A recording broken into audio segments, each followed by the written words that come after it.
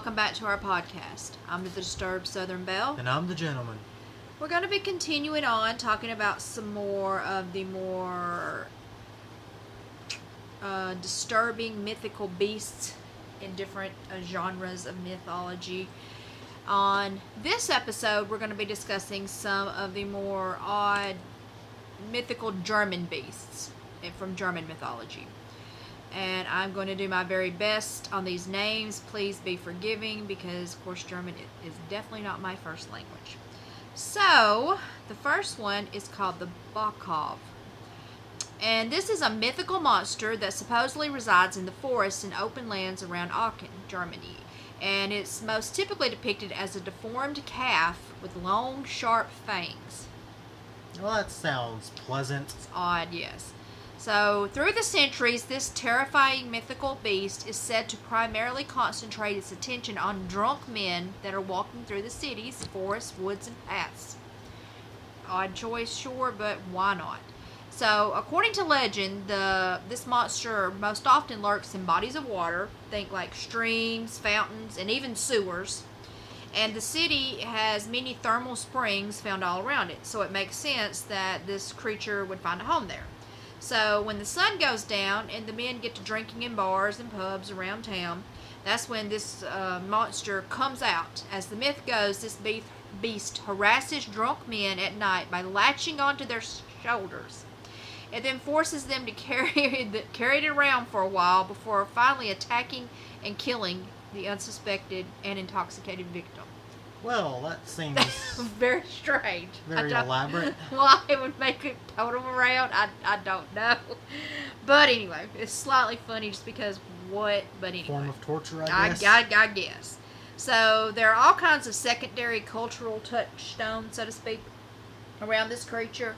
One legend claims that Pippin the Younger actually managed to kill a sleeping Bokhov after coming upon it near a spring one day, and the city of Aachen lives in such perpetual awe and fear of the mythical beast that they've erected statues honoring it not once but twice.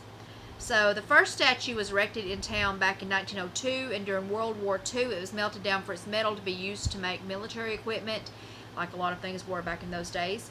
Then in 1967 the town finally got around to making a second statue, and this one survives in the city to this very day. So, okay, sure. I don't really know why that would be something you want to honor, but why not? I have no problem with it. Okay, the next one on the list is called the Aufhaker, and this also is sometimes known as the hookup. And it's a German shapeshifter whose name translates roughly to leap upon. It's said to ambush people by jumping on their backs and weighing them down until they die of exhaustion. That's, again, pleasant. Yeah. And while the Aufhaker is most often said to target thieves and common criminals, it has also been known to attack lone travelers and even lone women. Because it's a shapeshifter, there are different theories about the Aufhaker's appearance. Some legends describe it as like a goblin-like creature. Take that what you will, because there's a lot of different descriptions of goblins. Other myths claim it's a beautiful woman. Some stories even hold that it's a creepy corpse. But regardless of what it looks like, it's said to lurk in the woods near bridges, paths, and deep in the shady woods. Then when it jumps onto someone's back, it's nearly impossible to shake it off. It'll carry you down until you can't bear the burden of its weight, and you collapse under the pressure before you can get back home. Now, how much it weighs, I have no clue. I would assume quite a bit. I mean, I'm assuming so. I'm going to assume at the very least probably the weight of a grown person. At the very least, you would think, but I don't know. I didn't find anything that specified that. But as you might expect, the Aufhaker also has a metaphorical interpretation. Modern folklorists argue that the creature represents the emotional burdens and psychological trauma that weigh us down. And the fact that it's said to attack old women is no accident either. In fact, that way, basically, the Aufhaker represents the fear that many people have about aging and death. Sure. Some even say that the creature's mythical creation came about as a response to sleepwalking, sleep paralysis, and night terrors.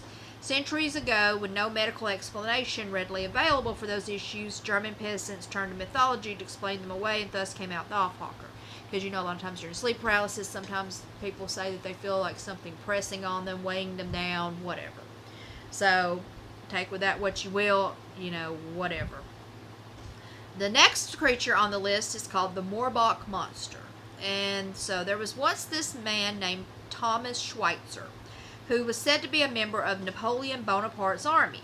But during the French military's hasty retreat from Russia in 1812, Schweitzer supposedly deserted the army and fled to Germany for a new life. Along the way, he teamed up with a few Russian deserters as well. Needing food, money, and shelter, the group, of course, turned to banditry. So soon they came upon a farmhouse in this German village of Moorbach, and there Schweitzer and the Russians were said to have brutally murdered the family and their sons. The family's wife witnessed the killings, and appalled, she supposedly put a curse on Thomas that he would become a wolf under the next full moon.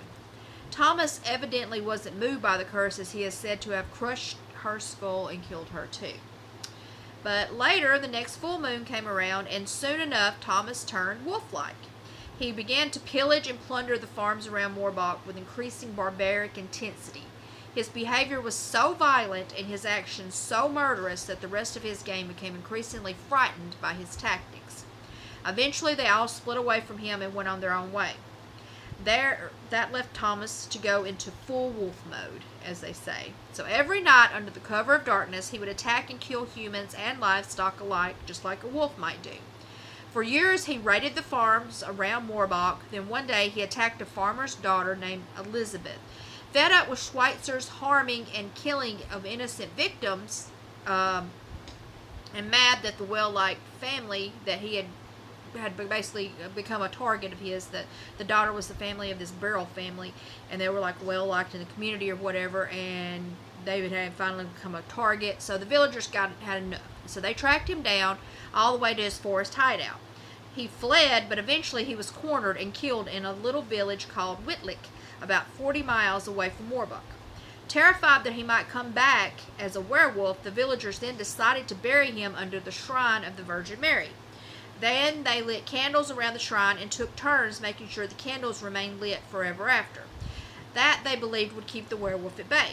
For centuries after, and even up until the modern age, there is still a shrine of that supposed site of his burial. After all, there's always a risk that the werewolf could turn during a full moon to kill and pillage once more. So ultimately, it's not completely known just how much of Schweitzer's story is real and how much of it's been exaggerated and made up through the years. However, to this day, Moorbach remains on high alert, keen on preventing the terrible return of the worst monster the town has ever known. So take with that what you will as well. Yeah. So the next one is called the Gloschwanz, sometimes known as the glowtail in English. It is one of the most bizarre mythical creatures from all of German folklore. It is most often described as a glowing ghost that looks like a dragon. As the legend goes, the glowtail would fly over a village at night. Along the way, it lit up the village's rooftops with its glowing, luminous tail. It would then pick certain chimneys in the village, chimneys of the homes where it supposedly knew the witches reside. I say in quotation marks because, Right. Whatever. And then it would swoop down into the house.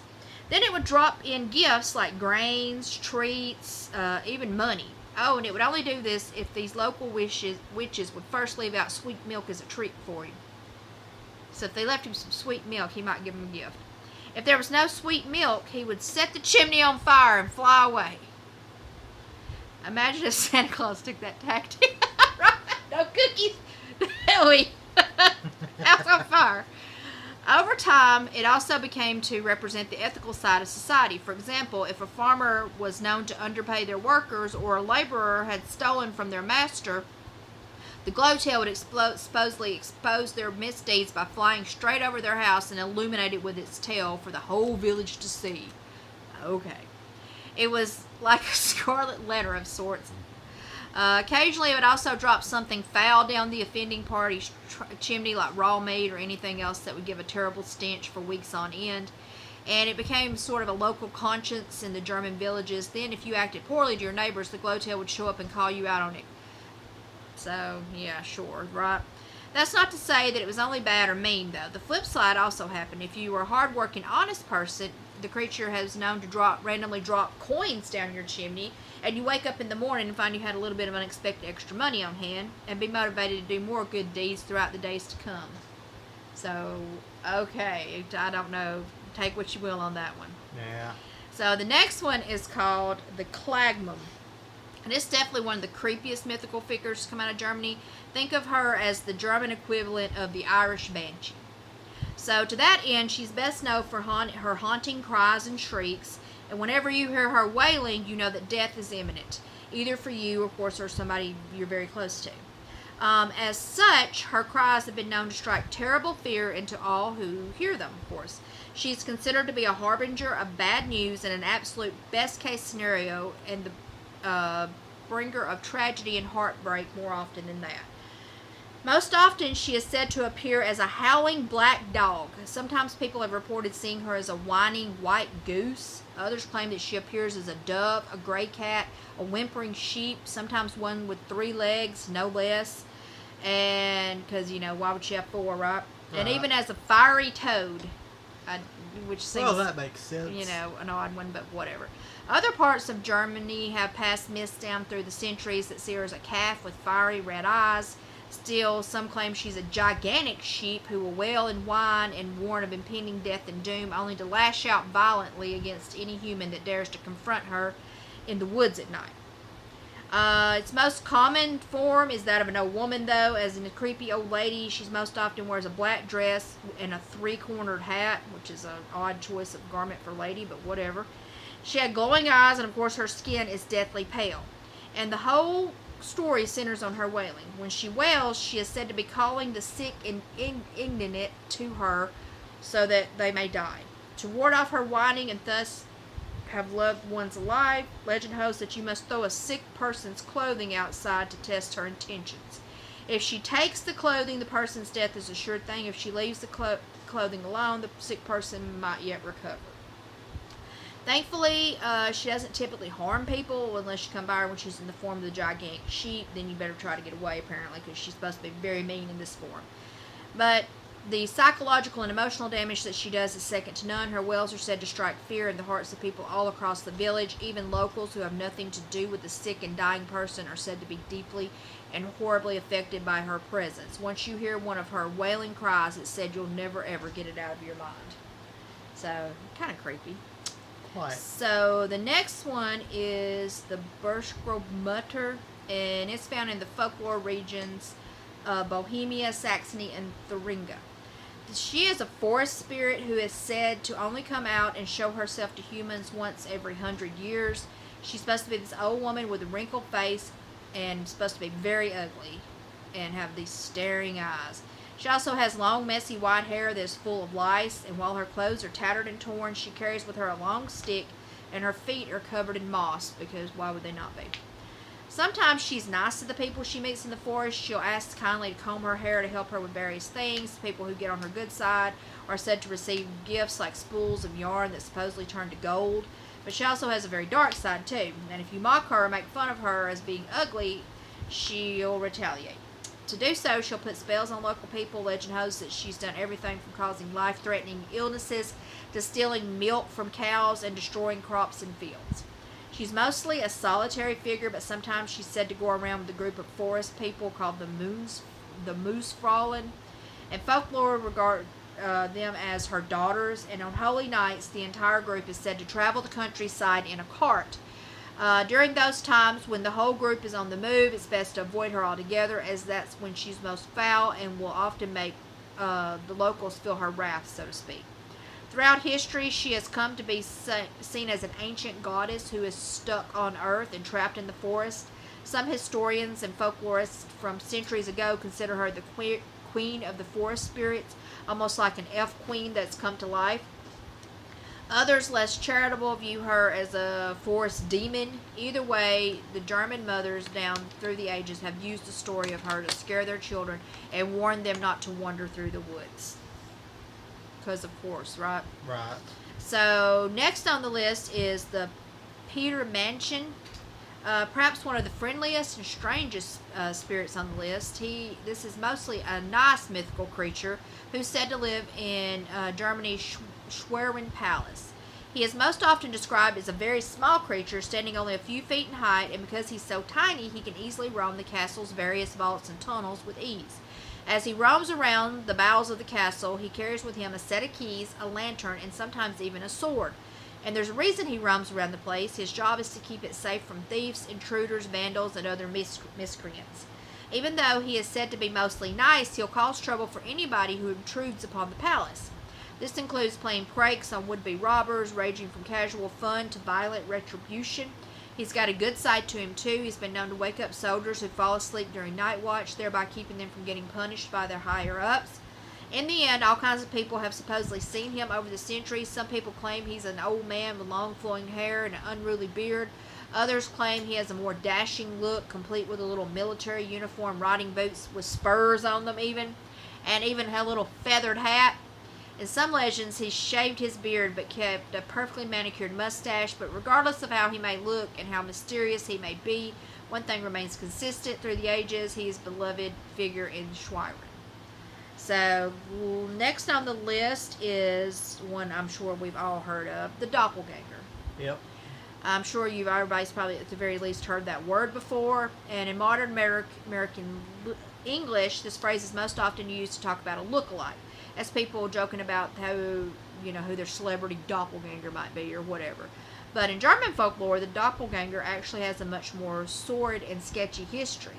In ancient mythology, the doppelganger was seen as this ghostly twin of a living person. Whenever it came around, it was seen as a bad sign that a terrible thing was about to befall the actual person. Consider the fact that doppelganger literally means double walker in German, and things are certainly starting to get very creepy.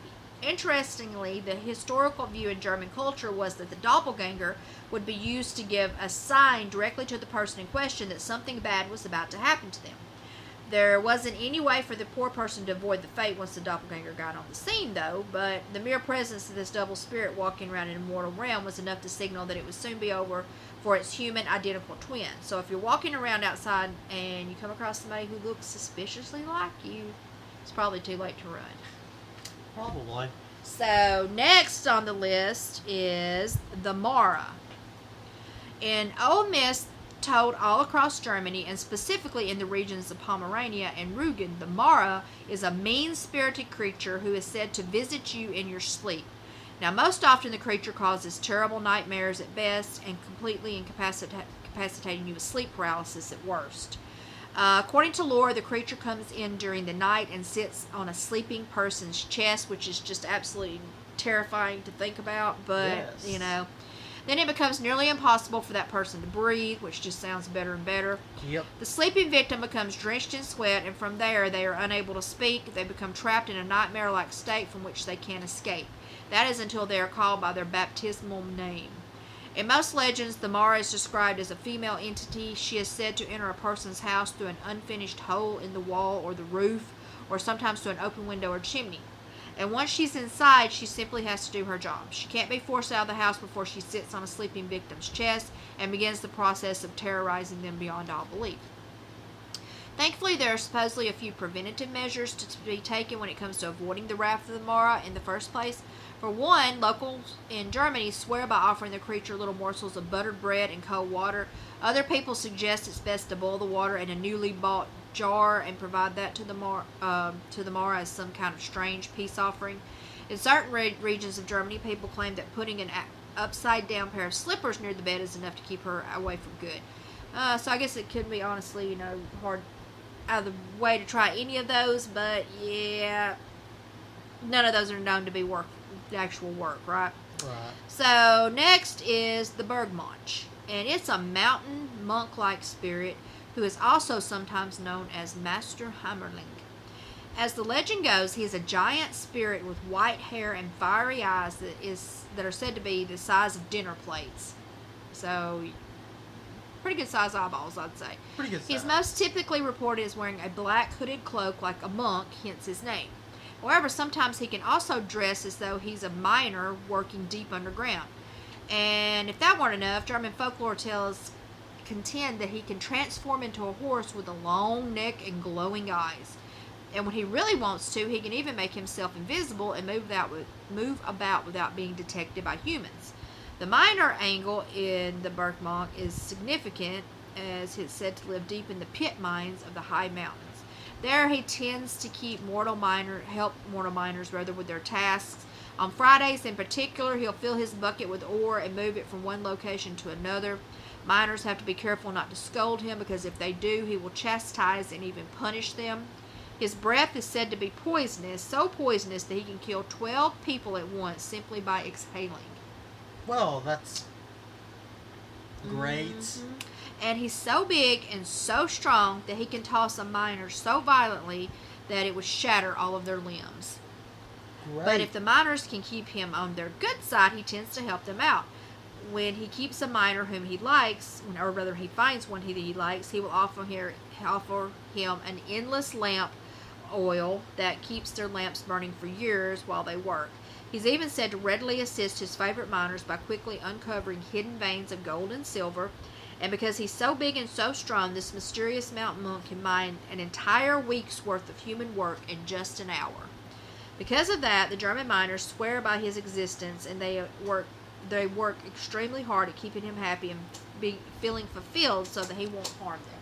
I couldn't imagine why, because he sounds, like... Oh, yeah. He sounds like a super chill dude. Yeah, really, right? I mean, I guess he's not supposed to be so bad, but yeah, the whole poisonous breath thing does sound pretty bad. Yeah. Anyway, I hope you enjoyed that listing of some of the more odd and disturbing German creatures from mythology, or German folklore and mythology. Don't forget to like, follow, and subscribe. And also don't forget to stay disturbed.